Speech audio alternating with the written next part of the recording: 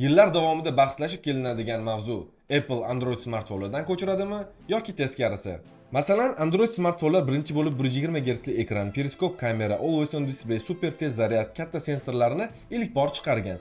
Apple'da bu narsalar juda ham kech chiqarilgan. Sababi esa Apple kutadi va uni mukammalroq tarzda qayta ishlab chiqaradi. Shunda odamlar Apple'da yana yangi narsa paydo bo'ldi deb o'ylashlari uchun. Lekin Android smartfonlari ham bunga yaxshigina javob bera oladi. Masalan, iPhone X smartfoni to'laqonli ekranda knopkalarsiz chiqqan ilk smartfonlardan biri bo'lgan. iPhone buni haqiqiy trendga aylantirgan.